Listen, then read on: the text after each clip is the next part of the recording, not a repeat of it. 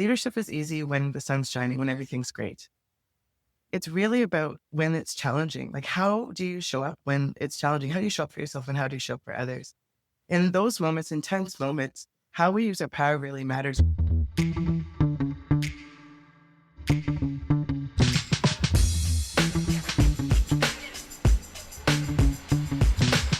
Hello to you. It's Relationships at Work, the leadership podcast helping you build workplace connection, improve culture, and avoid those workplace blind spots. My name is Russel Lolacher. I'm the host, communications leadership expert with a couple of successful decades in both those areas. Whole heap of curiosity too, just like yourself, on how we can make the workplace a better place.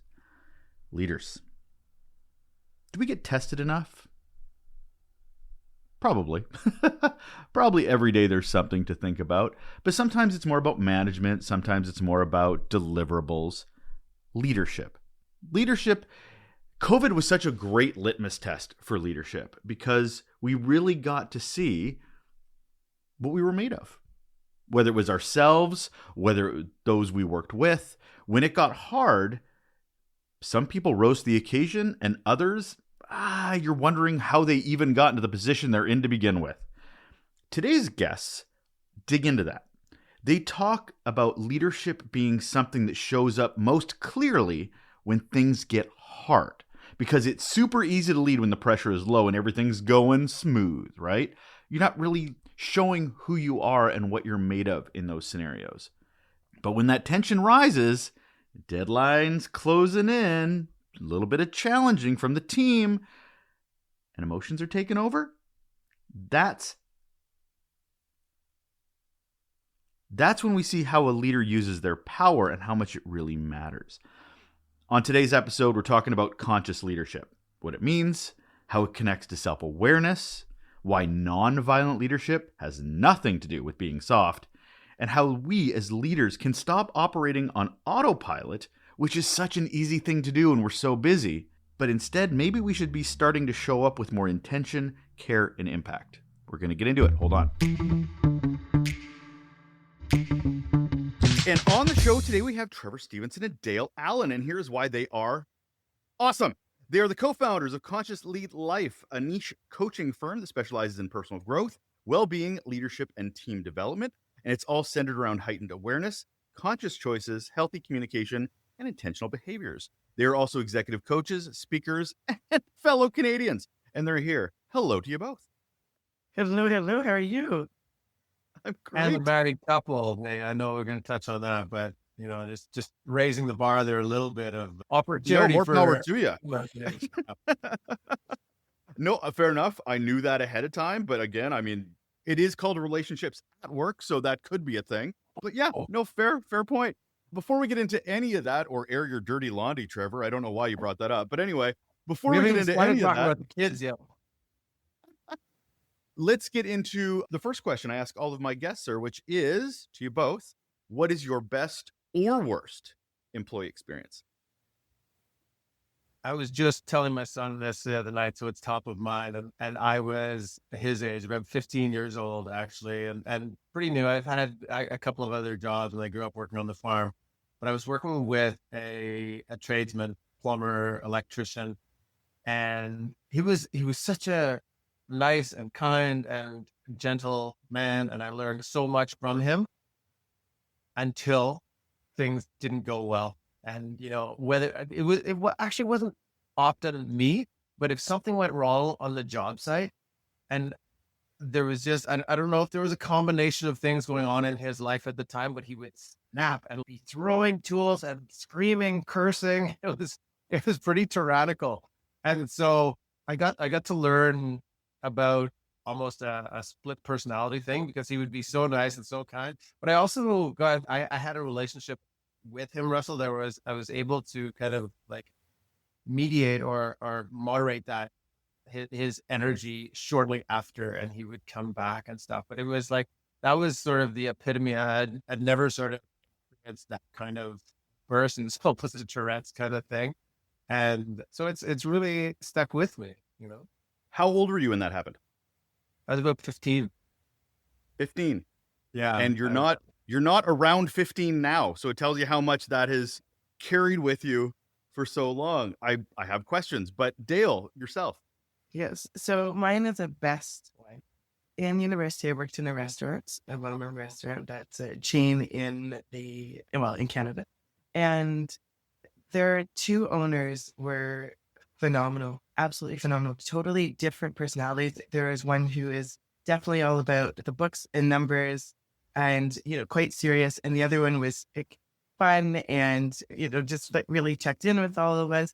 But together they were phenomenal. And what I loved is so it's a restaurant and we had team building sessions that now it's so interesting being a part, being in the work that we are, that just to watch how much they took care of their employees. So they treated their employees like they did their customers. It was phenomenal. So we would get really great discounts for going there. So we went there often and we'd bring our families and they would always, maybe if you went with your family, they'd buy you a drink or a dessert. It always encouraged us to be there, even when we were off. So I just found it amazing when they did team building events. They did one where they thought about like the connections between every person, like that the customer sees as they come into, meet in some fashion, even if they don't meet them directly. So even if you're in the back of the house, but they made this connection. We all got to witness how much everything that we do is connected. It was so phenomenal. So their personalities were, even though they were so different, they complemented each other, and their different styles allowed all of us to grow because you could see ourselves in either of those persons, right? Phenomenal. It's just fantastic. Interesting, both of your stories, in the sense that, Dale, you were able to thrive and be better and be educated and understand your work and see the connections. Well, Trevor is almost being, considered an other because you're having to manage up and manage somebody's feelings to survive through the day. Meanwhile, Dale, you were able to connect with others and not have to worry about other people other than in how you interact with each other. So super curious, how do you carry that with you? Again, you both gave me some stories from when you were quite a bit younger. Yeah. Yeah, exactly. So the late teens, early 20s for you. Yeah. Yeah. I think for me, what it has helped with, Russell, is just recognizing how things can just switch in a moment from everything's going great, and then just something takes it off course. So I would start to see that, especially when I had other bosses who were, and I'm gonna say this, male, who where that switch would flip to anger. And I recognize there's a need for me to survive in that, step away from it, give it space, take care of myself in a moment of, okay, I've seen this before. They're reacting. It's their thing. What I did may have triggered it in some way, but I need to let them cool down while I go over here, and I need to get over whatever I've got going on up here, and then come back. And then the important thing is that coming back to it, that healing work of just refriending or building the relationship where we can then talk about it again of, okay, so what was that? What went on for you? What, how do you freak out right then? So that's been good. And I, recognize, and Dale helps me see that in myself as well, which is good in parenting and such. Fair enough. Dale. So I think about those two often. I'm still in touch as well. And they really do. I speak about them, and I would say I channel the energy that I received from them. So here's the thing. When it was super, super, super busy and people were in high stress, so they would always do things like, at some point, everything's moving really, really fast, and they would gather us and we would all do a shot together. And I'm not talking because it's a shot. So it's not even about the drinking part. You could drink or not. But that even in the busiest, most stressful, most tense times, they brought us together. And so I felt like they were always looking out for us, and knew that by looking out for us, we would be looking out for the customers.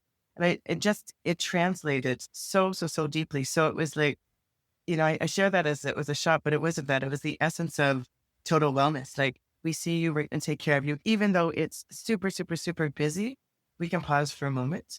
And what it would do every time is it would be like, it would take that kind of tension. And then we would just kind of drop, into this kind of sense that we're okay. We've got this.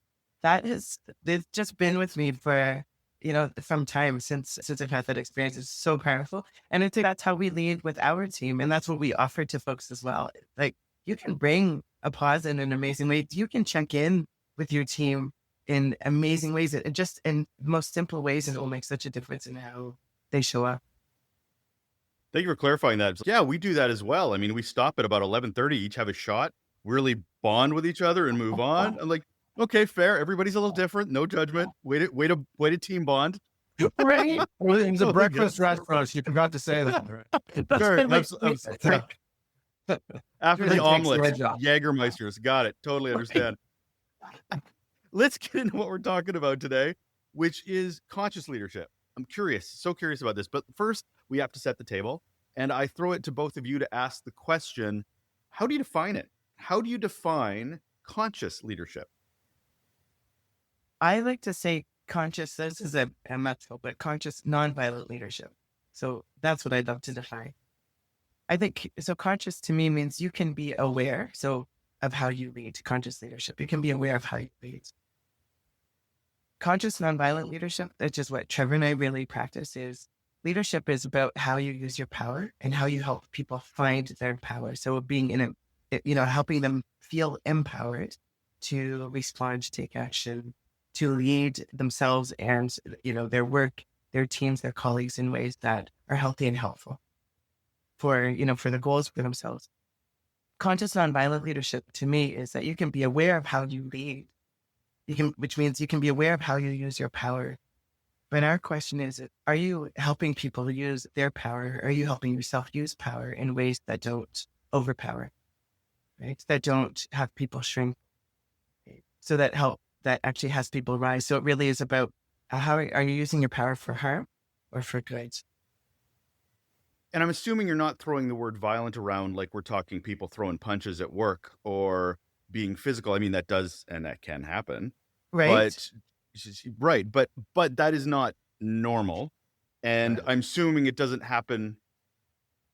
I'm assuming it doesn't happen so often. So I'm curious how your nonviolent associates itself with conscious leadership.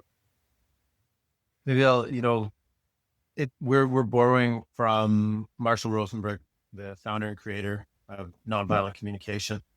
And so it's a real foundation of the work that we do, Russell. And so my take on that same question is, so semantics, but non-harming, we can substitute that with, right? And the consciousness part is, as Dale mentioned, it's really, that's our awareness, right? And then the non-harming, why it's so important to us to go beyond consciousness. I know I'm angry. That's why I kicked the dog, right? Or that's why I threw that hammer.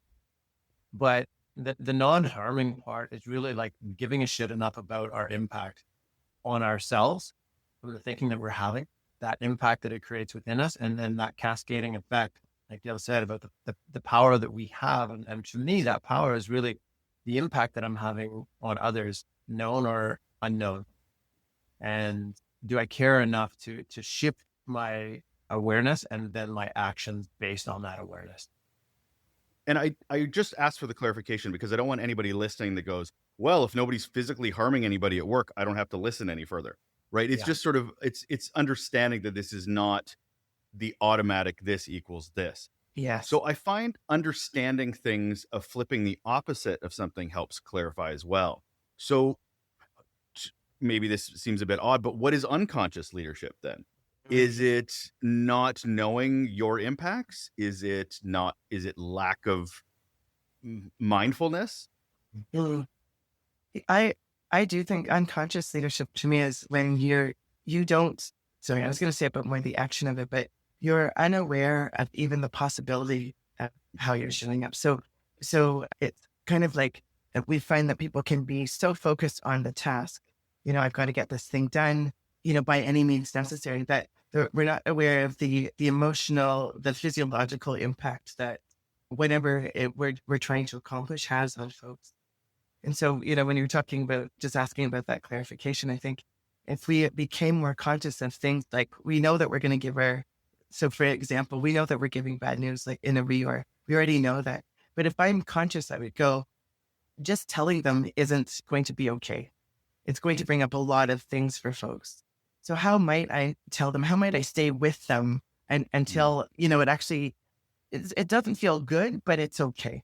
So it's that one part. I think there's in conscious, there's this way of, I care to know the impact of this thing on you. Because in some ways, when I care, I'd actually check in about that, and so unconscious to me means that I don't actually have to think about it. I don't care to think about it, but I don't think about it. It's automatic, and I don't kind of go into this reflective state. I don't, and sometimes it's choiceful, and sometimes it's just like you just couldn't know, right? That, Do you to get me, go ahead, sorry, go ahead, Trevor. well, that unconscious side, I think easily explained for me is we're just living out our conditioning on autopilot.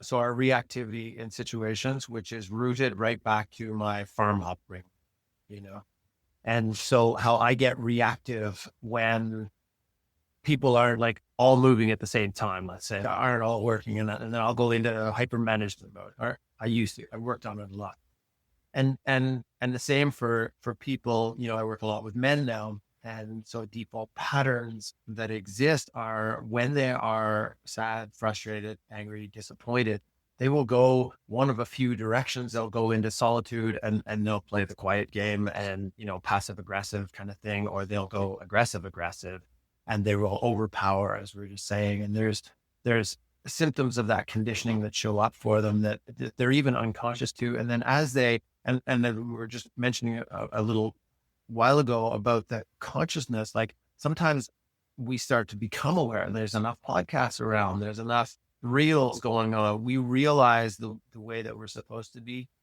showing up or a more evolved way.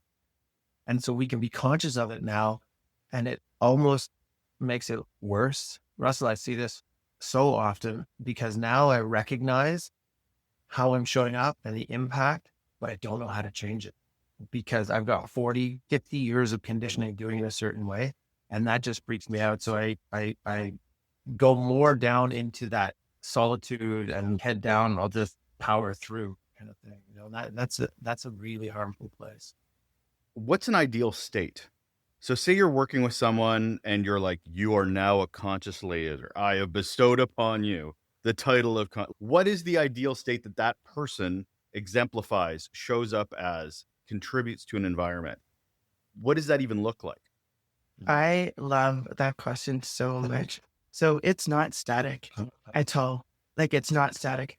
I mean, it's kind of like us trying to concentrate on something for an entire day. It's just not possible. The brain doesn't work that way.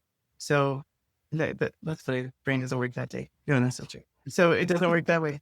So what we're really offering, I guess, is just this way of saying, if we get into a reflective way of being, so if I check in, if I'm more aware of, I'm not just perceiving through the intellect, right? So not just, what did I say? Did I tell them the right thing? So not just using the head, but actually looking at what other ways do we take in our environment? So what other ways can I pulse check on how my team's doing, how I'm doing?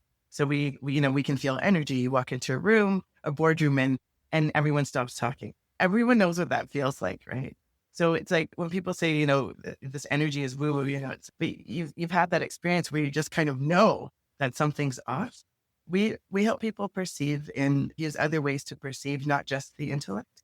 And when you do that, when you start to pick up and use other senses and other ways of sensing, you just kind of go, all right, this is a gut check. Oh, energy check. Wow. I don't know, I can feel my muscles like they're just kind of tensing right now or something like that. When you start to do that, you become aware in a moment of how things are going. So you can do it more regularly rather than this being a constant state. It's not that at all. We're just inviting people to go, oh, right. Are you willing to check in? Would you make that your practice for mental fitness? Right.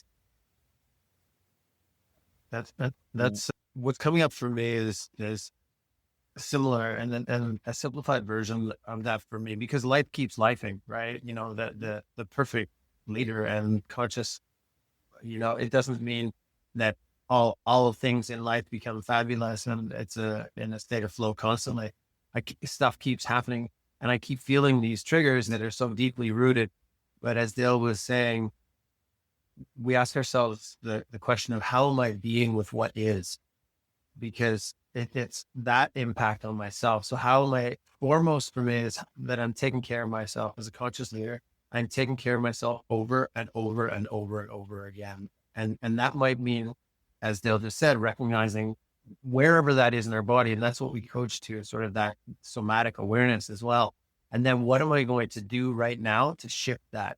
We talk about, we're into our fitness a little bit. So we'll drop down and do burpees, or, we'll go out and hug a tree or whatever it is, be in nature, these things, take 3 deep breaths, that we need to do to be well so that we can lead well.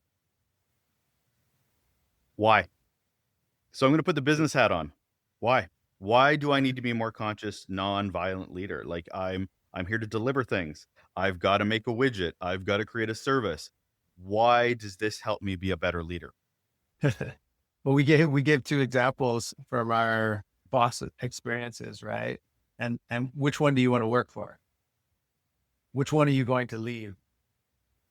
Which one are you going to invite your buddies to come and work at? Which one are you going to recommend to potential clients? I understand that. Sorry to interrupt. I understand that, but I don't know if Dale's boss would know they were a conscious leader.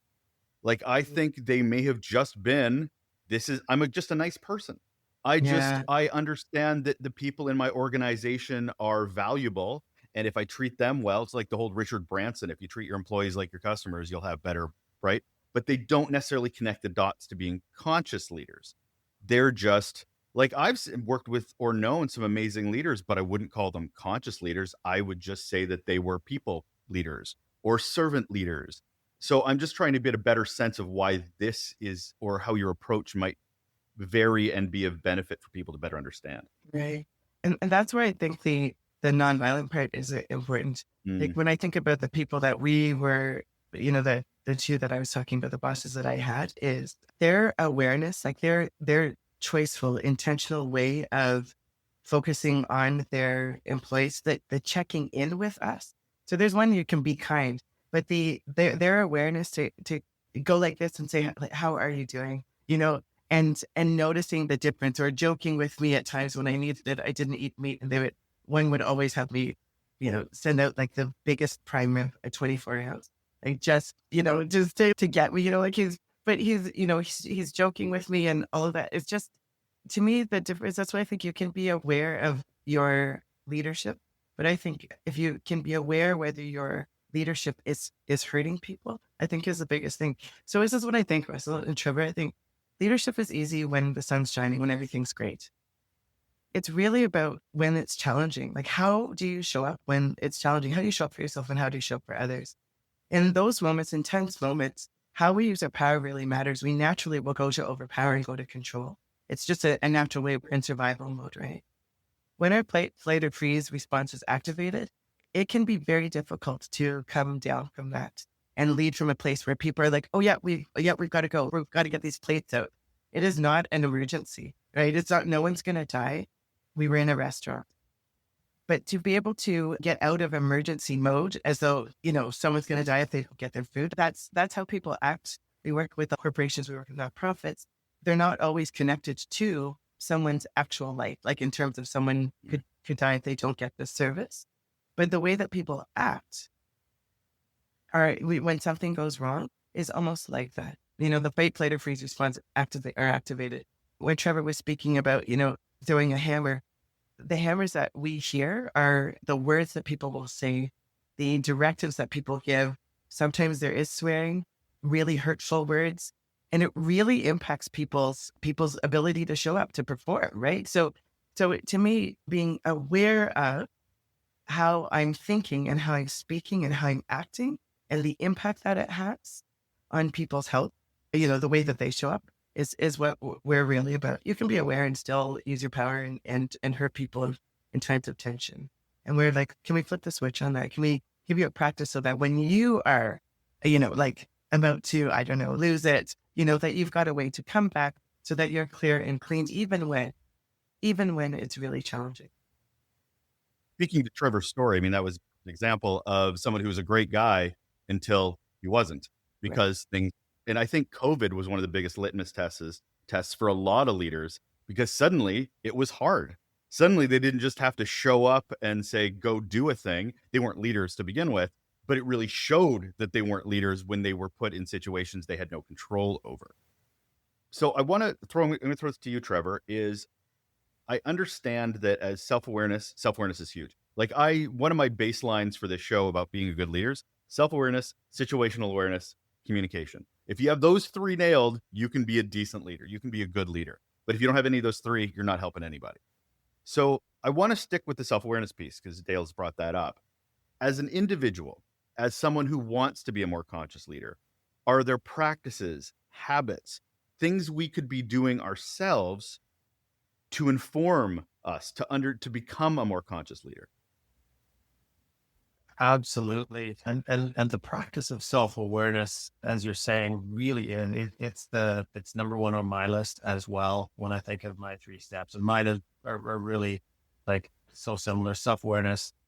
I put courage and communication in the same one because, we can have all the awareness of the communication, what needs to be said, but if I can't take that 1 second of courage to talk to Dale about that thing that's bothering me about, between us, then I'm going to live with it. I'm going to continue to create harm for myself. And so the shift there, that self-awareness piece, we mentioned it briefly about the somatic, where is it showing up in my body? It's a bit of a deeper practice. And so even thinking of Marshall Rosenberg's work and his 4 steps of observations, feelings, needs, requests. And so we try to identify what was the moment that I got triggered by something. But the problem with that is I'm already in the triggered state. So me thinking rationally about a clear, specific moment that I got triggered, I'm just saying, well, Russell always does this. I can't believe he's like that. And you know what? He did it. This person and this person. And every day I come in and it's like this. And I'm like, and then we coach back to, okay, no, but just this one instant, what was it that you saw or felt or heard that was really triggering to you? Well, I don't know. Like the environment around here is just terrible. Okay, no, come back. So we really, so the piece that we really try to help people with is take any one moment. If you want to be a better leader, more conscious, more aware, think of one moment where you were triggered. And so oftentimes it's the emotion that is the harbinger, like the canary in the coal mine kind of thing. Now like I'm feeling really nervous, or Dale said tense, or I get this sort of choking feeling or butterflies in my stomach. Oh, okay. So now we work backwards or reverse engineer that and say, what was the thing that you heard or saw or thought that was the first moment you felt that? And then we can start to, so that's just the self-awareness piece. And then we can go into, the non-harming and the action taking. But with respect to heightening our self-awareness, we first have to notice ourselves in situation where we are triggered. And it's amazing, Russell, how quickly, and we don't spend a lot of time, we're not psychologists, but we can tie that back so quickly and to an upbringing situation. We're like, okay, good. You know where that comes from. And you know that it comes up for you in a patterned response. And so just recognize that. And then we're going to work on how to get out of that every time over and over again, because you've got 40, 50 years of doing it one way. And so people also think that they're going to listen to this podcast, or they're going to read that book and it's like, oh, okay, I should be better now. Or one coaching session with us. And then they start immediately getting upset because now they can see it, right? We're holding it up for them and they see that pattern. And it almost makes it worse because they're, oh God, I just listened to Russell's podcast. And I can't believe I'm doing it again. Wow, I'm such an idiot. I always do that, and it compound effect makes it worse. So the other side of that becoming self-aware is noticing the impact that we create on ourselves with our own thinking to make it worse. Is that how you operationalize it? And that's what I'm thinking of is, are you waiting for moments, or are you doing this as a daily practice? So is it a matter, really, right? I mean, because some people, if you want to make this habitual, because people will just go on autopilot. To your point, Trevor, people will rely on beliefs and behaviors that they've had forever. That's their autopilot and their base operating system. Yeah. And you're talking about disruption. So waiting for something to happen for me to go, "Ooh, I need to analyze that. Was I right in that meeting? Or man, I was a rock star in that performance review. What did I do right? What did I do wrong?" Are we waiting for those moments, or are we getting up every morning and going, "I need to do these four things." I'm trying to understand whether it's a reactive or a proactive practice. It's a beautiful infinity loop, right? Okay, Because we don't have to wait too long to find reactive moments in our life, right? That's the joy of the practice opportunity, because fair. it really, when we boil it down, and what we're saying is the practice remains the same, Russell, no matter if it was, I go to the fridge and there's this much milk left, and I'm a little bit late for work and I already have to go, and I was supposed to have my cereal, or that was the milk for my coffee or whatever. And there's like, okay, whatever, versus now I'm in traffic, versus now I'm going to be late for that meeting, versus I didn't bring the right documents to share. There's all sorts of triggers in a day, and it can be a compound effect. So I love what you're saying, because that awareness and recovery work is super important. But the other side of it is equally the waking up with the intention setting, the meditation, the body movement, the journaling practices. So in my men's group Fundamental, we journal every day about what we are grateful for. We all know, right? The gratitude journal, and values and methods, but also, what am I proud of? So how was I in that meeting? Was I a rock star? And what did I feel good about? What was fun today? So recognizing what I did today that was fun, what I'm excited about tomorrow, and so already doing a bit of intention setting for that. And then also, what was challenging today? What was a moment that was challenging? What I find when I journal that, and when the guys journal, what I see is they'll write out what was challenging, and then they'll already start to undo it a little bit. Oh, and then I did this to kind of make it better. Or, so here's what now I know I need to do differently next time, or to repair this thing. So it's kind of cool. So that's another, just a practice of being non-harming to self, and then the whole hurt people thing. So if we can take care of ourselves, then we're doing a lot better in the world also. How do you navigate the blind spots and the biases? Because people, again, we're back to I see Dale laughing. So how do you navigate that? Because I mean, it's great and you're curious, but if you're blind to it, you don't even know the right question to ask. You don't even know, you're not aware of it. Dale, I feel like you have something to say. I do. I do. Please. Yeah, I do. What I find, though, is when you ask someone what was triggering them, and to actually name what they saw or heard without any criticism, without any blame of themselves or someone else, no shaming, no guilting. And they just have to, we say to folks, and so this is a great thing to do, is if you think about something that's been disruptive or disturbing you, and it's something that you're ruminating on, if you ask yourself, when was the last time that you saw that? What did you say? What was said to you, or what did you see? And you have to name it in 10 words or less. And so that's all you have. So you can't use any words that imply shame, blame, guilt, no criticisms, no generalizations. Like, they always do this, they never do this. And you just start, this is, we call it like trigger coaching or trigger theory. The beauty of it is 10 words or less, you only have this to be able to say. Just the act of that starts to strip away all of the hurtful kind of padding, the, like the colorful ways that we talk about situations that actually embed the pain that we're experiencing, or the judgment that we have already. That's how we start. So when you were asking about like this, it's kind of like awareness part of the bias. That is the first step in stripping all of your bias out, because it's like you have to name it without criticism, without blame, without shame, without guilt. So there's nothing left, Russell, except something like when Russell walked into the room or something, And said, looks like you didn't get much sleep, Trevor. yes, right? And that's actually what it becomes. That's the first, I guess the first door that you walk through is moving from a judgment to an observation. A judgment is, you'll say it really colorfully about your thoughts, your opinions, the person, the situation.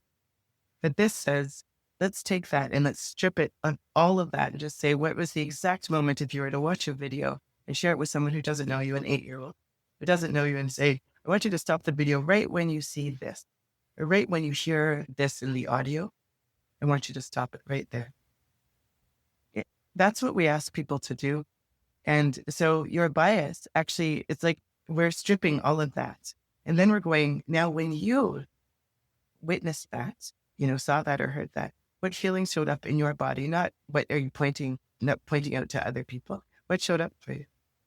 Oh, I felt uncomfortable. Okay. What's it telling you? It's like there's a message here that you're missing because you're on autopilot. So what's it telling you that's really, really valuable to you? Like it's a need for you is really important. Okay, now what would you do then to meet that need next time? Because throwing hammers probably wouldn't be the thing then, would it? If you realized that it was really that you were frustrated because you needed more help, you'd probably go.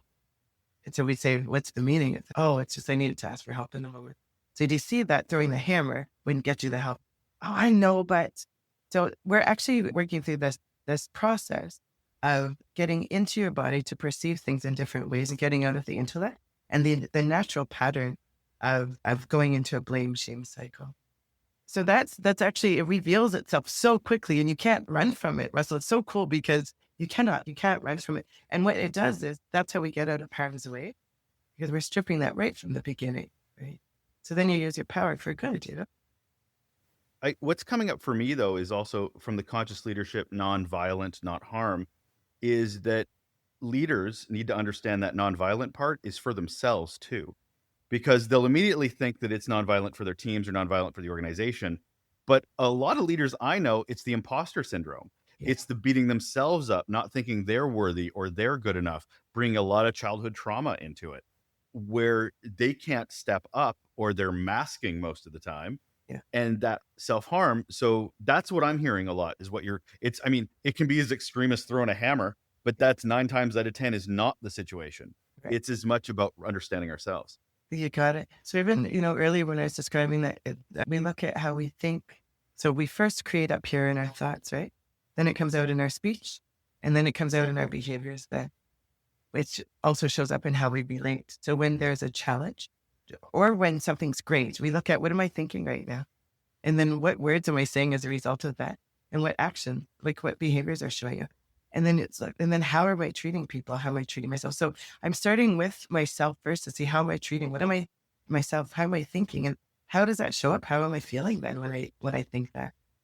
So even something that seems so trivial, but when we say I'm so stupid, and it goes, let's just sit with that. Like that's hurtful. And people are like, no, it's not a big deal. Right. But then watch now when Dale does something and you'll go, oh, she's so stupid. Then how would you treat her then? How are you treating yourself then? So it's really looking at how we're thinking, how it relates to our speech, our actions, and how we relate. It's really interesting. Yeah, no, I love this conversation. Trevor, Dale, you're coaching, you're working with these individuals. They are becoming more conscious leaders, but then they got to go to work. Then they have to work with other humans that are diverse, that have different worldviews. How do you bring conscious leadership, and what does it look like in action when it comes to a team that you have to interact with? It's the same though. You were asking like if this is a practice or it's just when things blow up. What Trevor was mentioning is that triggers happen all the time, and the brain doesn't know the difference. The brain doesn't know that you're at work.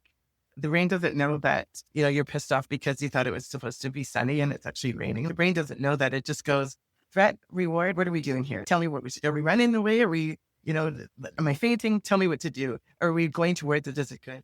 So with a team, it's no different. We're looking at now there are a group of people who are triggered in a way that actually is taking them out of their capacity, like to cope, for example, right? So it's a similar, it really is the same process. It's just times 10. So it's the same things that people do anyway. We do a pulse check, like how are we feeling? What's going on right now? And what's challenging us right now? And I think it's really normalizing this conversation, Russell. It's unmasking, right? It's having people in a room to start sharing what is really going on for them moment to moment when these triggers occur. And then, whether that's their own, it's actually really quite amusing because, work pays for this most time and leaders come in as organizational leaders. And then we start talking about their marriages and their kids and their parents or whatever, like those relationships that are closest to them. And it doesn't matter. This is what we always explain to them because I feel bad. Oh, I'm coming in here. I'm talking about, my teenager and what's one of them. And we're always saying it doesn't matter because this is just practice and the practice remains the same. The pattern spotting remains the same and the undoing remains the same. And so you in relationship, whether it's with your senior management team or at that family reunion, is going to be the same because the work is, as you had stated a moment ago, with self first. How was I not aware previously that I was falling into that parent-child pattern, right? Whether I'm the parent or I'm the child in the scenario.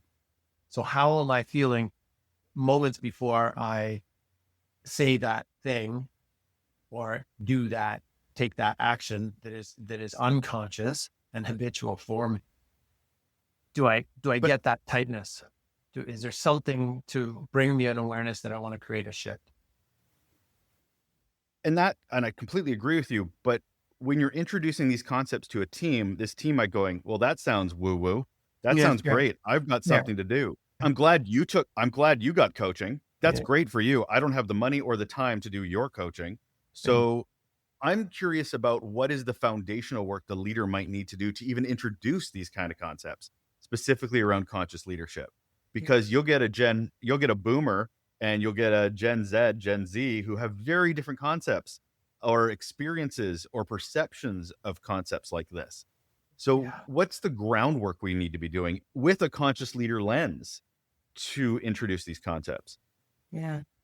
I guess there is a mindfulness piece, but I actually think that the part about when people are like, well, we walk people through a journey to really look at the pattern. So people come because they actually see a pattern. They don't name it as that. But so, for example, we're working with a team right now, and they're like across the country. So they're across Canada, and there is a lot of tension. There's, as we know, most organizations are going through deficit reduction. That's happening everywhere. People are watching their pennies, and it's creating a lot of fear and a lot of isolation. So people are like, mine silo, where really common, right? We've seen that it doesn't matter if it's deficit reduction. It can be anything that can trigger that. COVID, of course, did, but that happens on a regular basis in a year, no matter what's going on in the world. But for people, sometimes that feels really different. Like they'll say, yeah, but right now it feels really different, right? But that pattern is very common. This do more with less. We can't spend any more money. Very common pattern. We've seen it all over, right? What we're doing is the same at the individual level. Then the groundwork then is we work with the leader to help them see what the pattern is. They're naming it already. That's why they're coming. But they're like, I don't know what to do, right? It's just hands up. I've done everything. I've given them training. I've offered them coaching. I spend time with them. I ask them to not stay late. And what they're actually naming is the root stuff. That is why that even though you're giving them all the things, it's like when you give your children all the money, they're still not happy. It might seem like that. So what we're really looking at is walking them through to see the patterns. So now as a team, you're starting to see these behaviors show up, aren't you? Yeah. And so it's like we're helping them spot the patterns, name the pattern, and then look at what kind of leadership is needed right now to help people through that pattern. And that's what we coach to, because people are like, but I don't know how to be. I mean, I've given them all the things. I've given them the money, like it's magician hat, the dove. And then I'm like, the ribbons, and it's just not working, they'll say. And it's because it's not things that people are looking for, even though they don't know it. Like their team doesn't even know it. They're actually, the things that they're looking for is, am I being heard? Do you understand that it's difficult? I know we can't have more money. I know I can't have more people, but it's tough.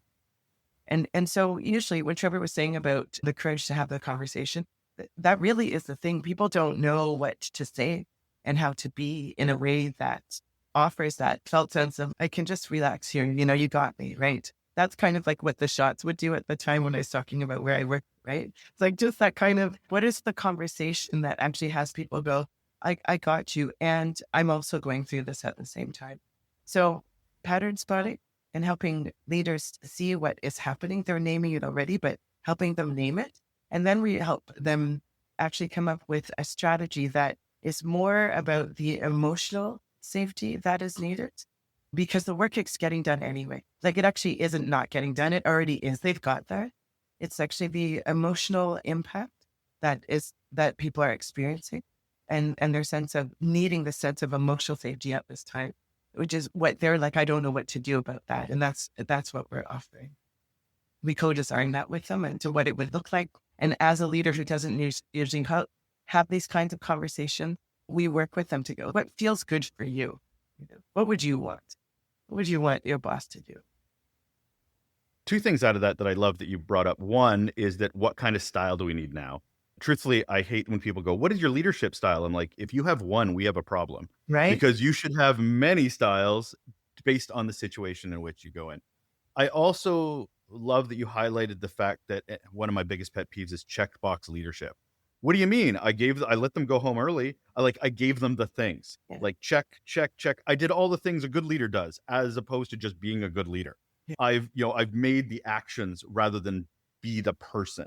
So for me to introduce conscious leadership, I'm hearing things like vulnerability and trust and sort of laying this relationship with your team down, because they may not know you as this evolved human. They may know you as the person that helped them get things done, not as a person that's trying to be more conscious, more not harm reduction. So I'm just trying to bridge that gap between, so I appreciate that you did that. Yeah. Well, I think the self-awareness that we spoke about and the self-compassion is huge, right? So with respect to teams, and this is, we're coming on 21 years of doing this work, and very often from day one, people that were interested in the change for their team. Yeah, or there's some issues, can you come in, you work with this person, or do a team thing. So one of those checkbox exercises is also, let's do the team motivation thing. We need a team building event. And we very quickly learned that, oh no, they don't need this.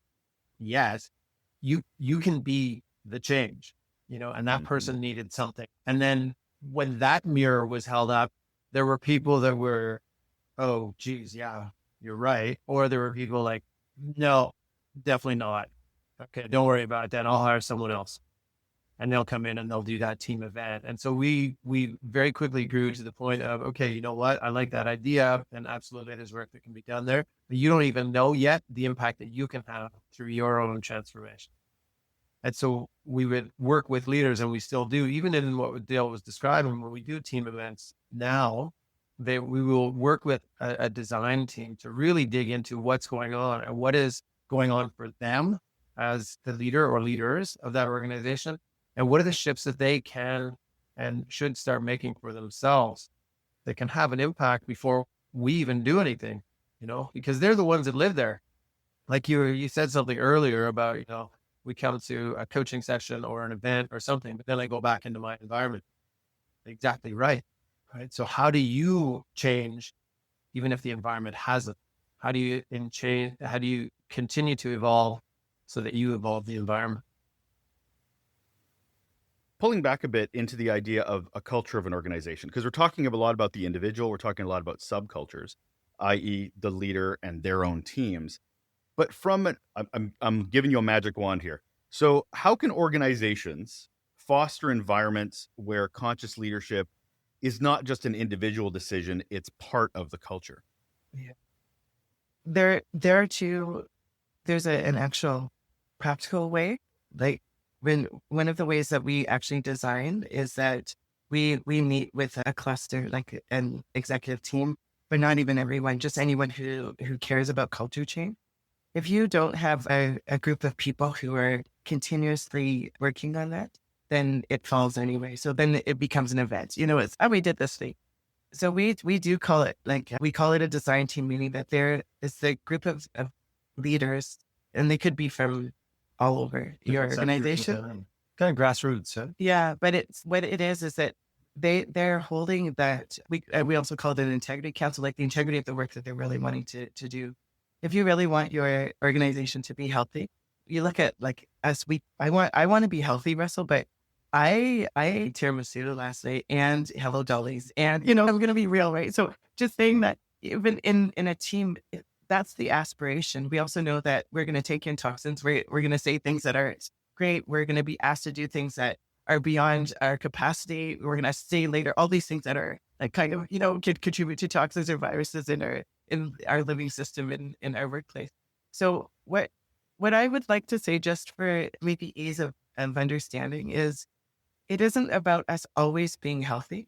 Conscious nonviolent leadership is there someone who cares enough to have a pulse on how are we doing? What are the things that you might be digesting that, like this reorg, that is causing a problem? And do we have the courage to actually look at that? And so it's more about being reflective and being, when you named vulnerable, I was like, yes, it's a word that's used often, but what does that really mean? Russell, and to me, it's tell me, like as an employee, tell me what you're seeing and what you're feeling and what you're hearing. See, feel, hear. Just go. I'm seeing that we're sharing this reorg, and some of your team is like gung ho about it, and the rest of them are like, and this is what I'm feeling. Like I'm also nervous about it. I know I'm leading the organization. I'm nervous about it, and this is what I'm hearing. I'm hearing from folks that they want support. They want us to meet regularly, whatever it is. I think that see, hear, feel, or see, feel, hear, I think is important as an actual demonstrative way to show up and show what vulnerability means. I'm going to tell you what I'm seeing and hearing and what I'm feeling. And I'm also going to create a space. So we call it the Integrity Council, a space for us to go, this is our culture. We look at what we're seeing, what we're hearing, what we're feeling. And then as a result of that, we're taking action on that stuff. I would love to share. I want people to understand that, because events are easy. You can throw team building. You can hire the Trevors and Dales of the world and still not do the work. And so the action is, could you, in front of your team, also just show what you're experiencing too, and coach them into, what are we doing as a result of that? Who do we want to be as a result of that? How do we move together as a result? Trevor. I think building those systems into the organization, that when we meet, we do things like Dale was just describing, right? When we meet one-on-one, we have a check-in of literally, how are you feeling? And that's the weird stuff, right?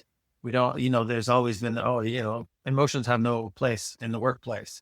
And what you're describing about vulnerability, we also just call honesty. And to be honest with what's going on for us, whether it's in our parenting or in our marriage or our multi-thousand person organization, to be able to come into our meetings, to have structures within our meetings, one-on-one or group or all staff, whatever, where people have that, the structure to submit what's going on for them without fear of any sort of reprisal.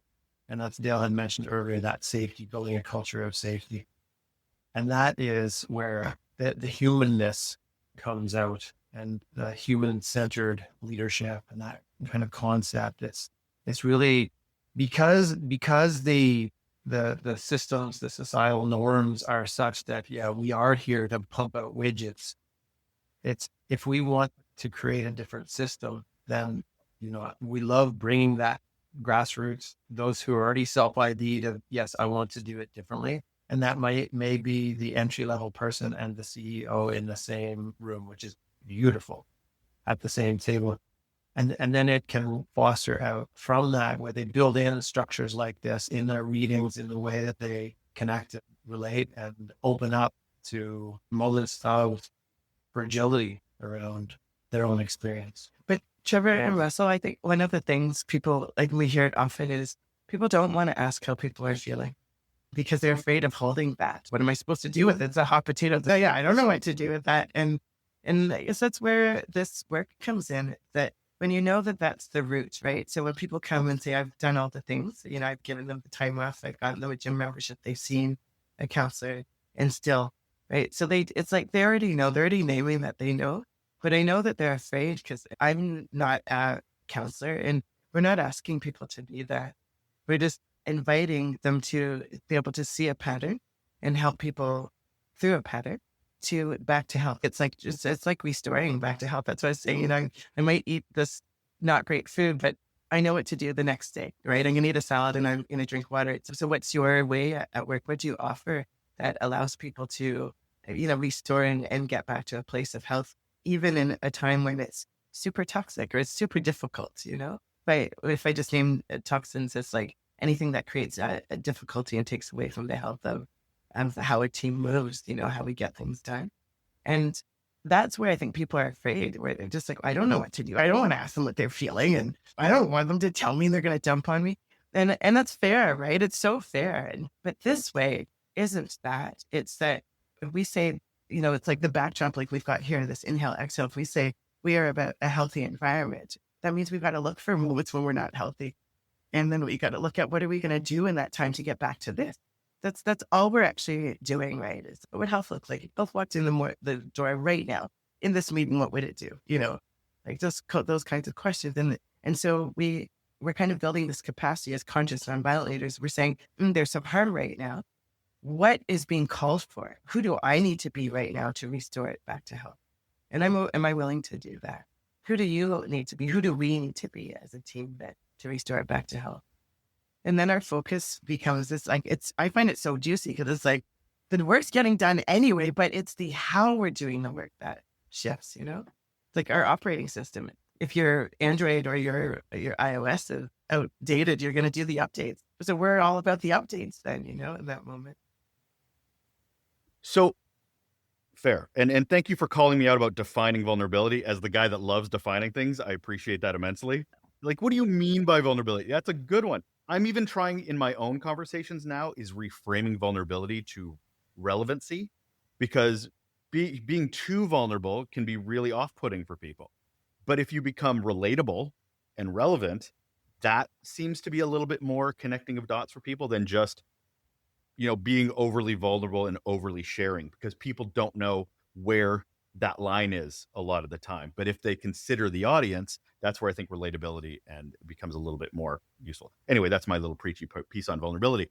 But I'm curious about, from a conscious leadership standpoint, looking at an organization trying to lead consciously, is there ways of measuring this? Is there like going, we're more conscious now?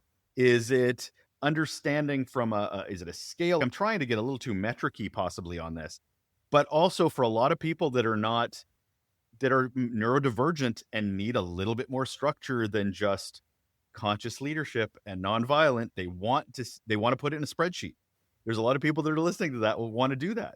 Yeah. So can it be measured? How can it be recognized at the organizational level?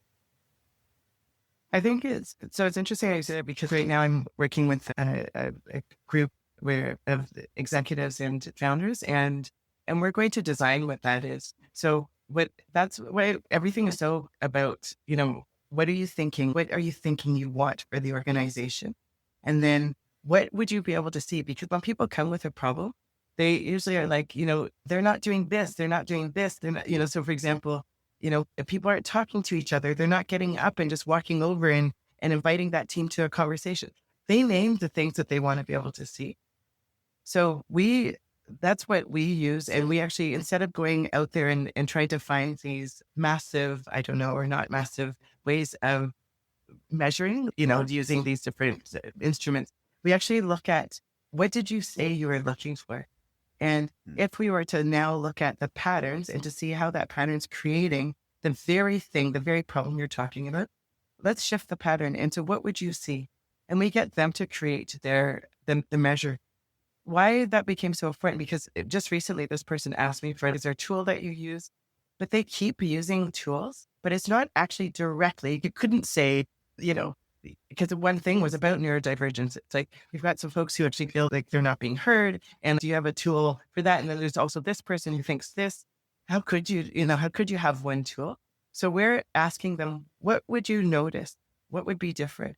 And that they would report on that. It's so, so powerful, because the way that you pay attention, that's conscious leadership too. It's like, how am I being? And whilst I'm doing it, so what's the impact? When you have people pay attention to that, and now they're starting to be conscious of, that, when, each time we have a team meeting and this person doesn't speak because, they've just kind of lost attention, and because we know about, their neurodivergence, or this person takes over and then this, like, they already know it, the pattern, Russell. So what we do is we just bring up the pattern so they can see it more clearly. And then we look at, now with this approach, can you start to witness the difference? If you were to do this, can you witness the difference? And we get them to record that and actually like truly journal it. And then we get to see, oh, things are starting to shift, because usually you won't be able to witness it because you're looking for this grand thing. Jill's always happy now when she's at work. When we tell her what she's been doing, she's not going to be happy. But we look at now, what we really want to measure is my courage to have the conversation. And I'm having the conversation in the way that Jill isn't as reactive anymore. And, I'm finding that she's actually sitting, she's staying when we're having the conversation. Oh, that's huge. Those are the kinds of things that we hear. And that a larger instrument, like a measuring tool, couldn't capture, because their mind is already looking for that specific difference. And so we're asking them, what is the specific difference? And let's go to work then for that. So I like wrapping it up with a little sort of quick takeaway from anybody listening to this, especially if they're like, yeah, I get it. I want to be a more conscious leader. Totally understand. This is where I want to go forward on. What do they do tomorrow? What is that sort of like first little baby step that gets there, even opens their mind to being open to these concepts or this ability to be more conscious, nonviolent? What would you recommend they do tomorrow? But I end up hiking or biking or in the garden, talking to people all the time. And there's some serious, people are hurting. They really are, Russell. I'm part of an organization, Dare to Be Vulnerable. There's suicidal ideation. There's a lot of people going through stuff where they're living here and they're in their head and they're quite lonely. And they're going, it's impacting. So you talk about the tangible impact or the improvement possibilities. There are the hard metrics of things like turnover and performance and divorce and dislocation for my children and things like that. The place, because you're so right, you need an easy entry point. And what I ask them to do is just start noticing their triggering moments. Just a little phone note, or if you're a paper-based person, just put a little hashtag. Every time you feel a big emotion, something alive inside of you, and it doesn't have to be huge either. And that's the step one, is just noticing emotional triggers in the day. And then if they're ready for advanced, then it's like naming what situation, as Dale and I were talking, what was the observation, like the moment of what it was that was triggering. And then what we start to do is look at the patterns of that. And that's where I was saying, you can tie it to your childhood, you can tie it to your ways of thinking, because we're creating it with our thinking, right? The thing is happening out there in the world. The stimulus is happening out there. It's our relationship to it that causes the pain and the harm. And then, like Dale was saying about speaking and acting, and then we share that pain with others. So just noticing is step one. And our hope is that inspires then some action towards, okay, I actually realize that every time that I experience this, there's that shot of cortisol and adrenaline going into my bloodstream, and that chronic stress creates long-term harm. And so that is truly our desire, is that people will notice the harm that they're doing to themselves. And it just starts with noticing the triggers. For me, that's my prescription. I think it's good. That's good, Trevor. I would also like to share that a trigger is just an alarm. So you can be triggered into positivity as well, right? So it still is really helpful to see what is triggering me to move right now, to do something. Is it from frustration, anger, hurt? Or is it from hurt? So we say, am I looking through a lens of hurt or heart in a moment?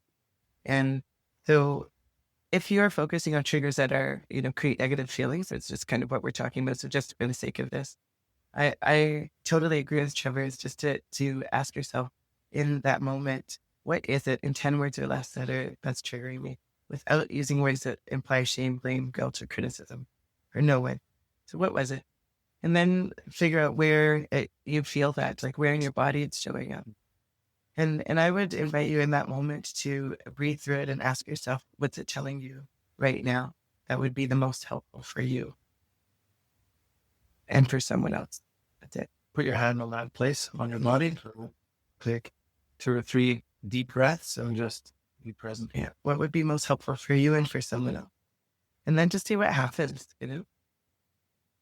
That is Dale Allen and Trevor Stevenson. They are executive coaches, speakers, and they are the co-founders of Conscious Lead Life. And they're a married couple. They just wanted me to make sure I knew that and shared that with as much as possible. Thank you so much for being here, Dale and Trevor. Thank you. Thank you, Russell. Awesome. I love what you're doing. I love that it's being shared in the world. Really appreciate it. And that brings to a close yet another episode of Relationships at Work, the Leadership Podcast, helping you build workplace connection, improve culture, and avoid blind spots. I'm Russell. Again, grateful for your time spent here learning, listening, understanding, taking with you into your workday. Hope you enjoy the show. We're well into the 350s now for episodes. If you've enjoyed these episodes, whether you're a recent learner, listener, or been there since the beginning, or anywhere in between, I'd love to hear from you. I'd love to learn from you what would work better for the show, or maybe something I should just really reinforce on that already is working. That's how we get better. That's how we improve, right? Feedback. Anyway, love to hear from you. hello@russellolacher.com. That's my email, hello@Russell, with one L, Lolacher, Lola, Share, 2 names, .com. Love to hear from you. Love to hear how I can improve, or love to hear that I'm doing okay. That works too. All right, take care of yourself and look forward to talking to you again soon.